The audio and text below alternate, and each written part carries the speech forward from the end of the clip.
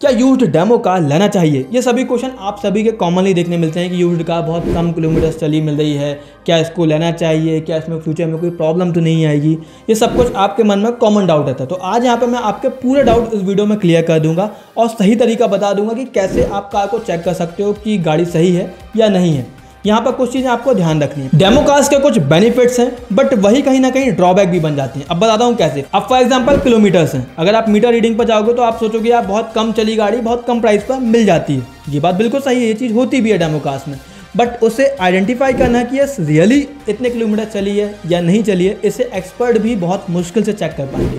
क्योंकि भाई demo car है, कंपनी के अंदर रखी हुई है, कंपनी उसमें क्या मेंटेनेंस कर रही है, मीटर अगर चेंज भी हुआ है या नहीं हुआ है, तो ये सब चीज़ें ट्रैक करना काफ़ी डिफिकल्ट होता है क्योंकि ये काम सब कुछ कंपनी के सर्विस सेंटर के अंदर हो रहा है। तो कहीं ना कहीं उन्हें पता होता है कि भाई इस कार को कैसे नए जैसा रखना है, तो इसमें आप ट्रैक नहीं कर सकते। तो किलोमीटर रीडिंग पर मत जाओ।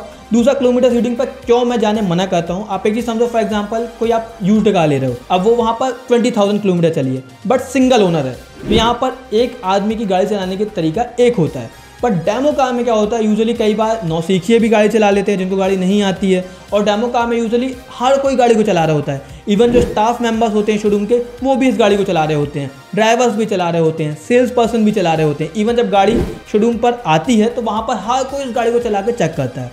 अब यहाँ पर होता क्या है, अगर एक गाड़ी 20,000 किलोमीटर चली है और सिंगल ओनर है तो उस गाड़ी की कंडीशन कंपैरेटिवली बेटर होगी एज कम्पेयर टू कोई कार अगर 10 से 15,000 किलोमीटर चली है लेकिन उसे 100, 150, 200 लोग चला चुके हैं, तो कहीं ना कहीं उस गाड़ी में वेयर एंड टेयर ज़्यादा होने के चांसेस होते हैं। इसका रीज़न क्या है, हर कोई गाड़ी अलग तरीके से चलाता है। कोई हाफ क्लच पर गाड़ी चलाता है, कोई लो आरपीएम पर गाड़ी चलाता है, कोई हाई रैव करके चलाता है। कई बार लोग एक्सीलेटर और क्लच एक साथ प्रेस करके चलाते हैं, तो यहाँ पर कई बार क्लच प्लेट में भी इशू आ सकते हैं लॉन्ग टर्म में। तो आपको यहाँ पर चेक करना होगा कि गाड़ी की क्लच प्लेट की कंडीशन क्या है। किलोमीटर रीडिंग्स पर तो बिल्कुल नहीं जाना, आपको क्लच प्लेट की कंडीशन किसी एक्सपर्ट से चेक कराना है। दूसरा होता है वेयर एंड टेयर। अब गाड़ी का एक्सीडेंट का रिकॉर्ड इस गाड़ी में चेक करना नेक्स्ट टू इम्पॉसिबल बोलो तो गलत नहीं होगा। पूरा वीडियो देखने से पहले आप सभी से मेरी रिक्वेस्ट है कि अगर अभी तक आपने इस वीडियो को लाइक नहीं किया तो लाइक कर दो, इस चैनल को सब्सक्राइब कर दो और ऑल नोटिफिकेशन को जरूर ऑन कर दो। क्यों नहीं होगा भाई, देखो जो इंश्योरेंस क्लेम होता है यूजुअली ये गाड़ियाँ इंश्योर्ड रहती हैं। हाँ, ये जरूर होता है कि अगर मैं डेमो कार लेने गया, मेरे यहाँ से कोई एक्सीडेंट हो जाता है, तो यहाँ पर अगर कोई माइनर एक्सीडेंट है तो यूजुअली वो माफ़ कर देते, बोलते भाई आप गाड़ी की बुकिंग डाल दो, हम इस चीज़ को छोड़ देंगे। लेकिन यूजुअली जब बड़े एक्सीडेंट होते हैं, गाड़ी में ज़्यादा डैमेज होता है, तो उसे चलाने वाले को पे करना पड़ता है। अब यहाँ पर यूजुअली इन कार्स का इंश्योरेंस जरूर होता है क्योंकि पता है भाई कोई भी गाड़ी चला रहा है, कोई एक्सीडेंट हो गया तो कौन संभालेगा। लेकिन इंश्योरेंस क्लेम के रिकॉर्ड को ट्रैक करना बहुत मुश्किल होता है क्योंकि भाई इसका सर्विसिंग, रिपेयर सब कुछ कंपनी के अंदर हो रहा है। तो भाई जो चीज़ में दिखाई जाएंगी वो आपको डॉक्यूमेंट में रिफ्लेक्ट करेंगी, तो आप कॉस्ट चेक नहीं कर सकते कि गाड़ी का एक्सीडेंट कितने हुए हैं। छोटे मोटे एक्सीडेंट तो ऐसे ही सर्विस सेंटर के अंदर रिपेयर हो जाएंगे और आपको पता भी नहीं चलेगा। तो यहाँ पर आप ये चीज़ मान के चलो कि बम्पर पर स्क्रैचेस आपको मिलेंगे ही मिलेंगे क्योंकि जितने नए लोग गाड़ी चलाते हैं वो यूजुअली गाड़ी को बम्पर तो स्क्रैच मार ही देते हैं। तो आप ये बात तय मानो कि गाड़ी में कुछ ना कुछ रिप्लेसमेंट हुआ रहेगा। कुछ बेनिफिट्स भी है कि यहाँ पर जो रिप्लेसमेंट होता है वो कंपनी के अंदर होता है। तो हाईली चांसेस होते हैं कि आपको एक यूज्ड कार में जैसा कि मेंटेनेंस होता है, जैसा कि इंश्योरेंस क्लेम होता है, वैसा ही इंश्योरेंस क्लेम आपको इस कार के अंदर भी देखने मिलेगा क्योंकि कंपनी के अंदर रिपेयर हुई है। बट यहाँ पर आप ये ट्रैक नहीं कर पाओगे कि गाड़ी एक्सीडेंटल कितनी है, क्या इसका मेजर एक्सीडेंट हुआ था या नहीं हुआ था, ये सब कुछ आप चेक नहीं कर पाओगे। तो सबसे अच्छा तरीका यहाँ पर आप इसकी क्लच प्लेट चेक करो। दूसरा, यहाँ पर जो इसके डोर्स होते हैं वहाँ पर इसकी रबर को आप रिमूव करो, देखो यहाँ पर जो पंचिंग की गई है वो मशीन वाली है या नहीं है, क्योंकि शोरूम लेवल पर भी कंपनी जैसी पंच नहीं हो पाती। तो वहाँ पर आप ट्रैक कर सकते हो कि भाई ये गाड़ी में एक्सीडेंट बड़ा कुछ हुआ है कि नहीं। छोटे मोटे एक्सीडेंट हर कार में होते हैं, यूज्ड कार आप लोगे आपको इंश्योरेंस क्लेम वाली हिस्ट्री मिलेगी ही मिलेगी।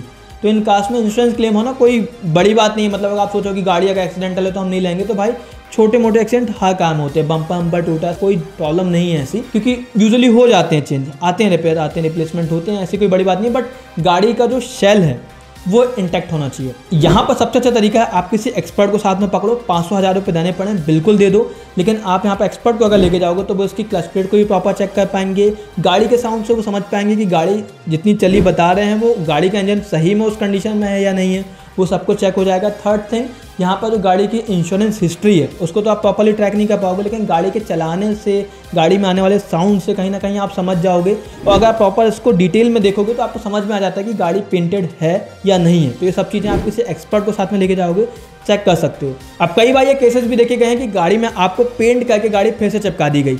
अब ऐसे सिनेरियो में मैं इसे गलत नहीं बोलता, पेंट गाड़ी में हुआ कोई प्रॉब्लम नहीं एक्सीडेंट में, बट जो क्वालिटी है वो कॉम्प्रोमाइजिंग नहीं होनी चाहिए। अब कुछ लोग बोलेंगे भाई सर्विस सेंटर पर पेंट हो रहा है तो अच्छी क्वालिटी का होगा, तो आप रिसर्च कर लो। जो कंपनी में पेंट क्वालिटी होती है वो यूजुअली सर्विस सेंटर मैच नहीं कर पाते, प्रॉपर्ली मैच नहीं कर पाते। 19-20 का आपको फर्क देखने मिल जाएगा शोरूम लेवल पर और कंपनी लेवल पर। तो अगर आप प्रोडक्शन लाइनअप पर देखोगे तो वहाँ पर पेंट क्वालिटी अलग होती है, शोरूम लेवल पर क्वालिटी थोड़ी डिफरेंट होती है कंपैरेटिवली, क्योंकि वहाँ पर उतना अच्छा एनवायरनमेंट मेंटेन करना काफ़ी मुश्किल होता है। अब सबसे बड़ी प्रॉब्लम होती है कि demo cars used car market में आपको यूजुअली नहीं मिल पाती हैं।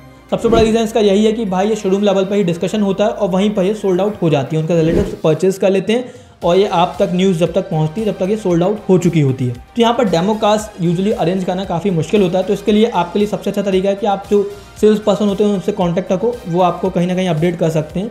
लेकिन हर बार ये गाड़ी मिल जाए मुश्किल है। दूसरी बात, इसे चेक करना भी काफ़ी मुश्किल है। तो ऐसा नहीं है कि डेमो कार एक one of the best option है, जस्ट ऑप्शन अच्छा है, लेकिन अगर आपको प्रॉपर चेक करना आता है तो। अदरवाइज़ ये कार भी आपकी यूज्ड कार जैसी ही होती है, ऐसा कुछ खास इम्पैक्ट नहीं होता। हाँ, इसमें कंपनी के द्वारा मेंटेनेंस किया जाता है तो आपको गाड़ी की कंडीशन काफ़ी अच्छी दिखती है, बट इंजन की कंडीशन कैसी है वो एक एक्सपर्ट प्रॉपर चेक करने के बाद ही बता पाएगा। तो अगर आप भी नेक्स्ट टाइम डेमो कार लेते हो तो इन सावधानियों को जरूर रखें। तो अगर आपको वीडियो पसंद आया तो इसे लाइक करें, चैनल को सब्सक्राइब करें और ऑल नोटिफिकेशन को जरूर ऑन कर लें।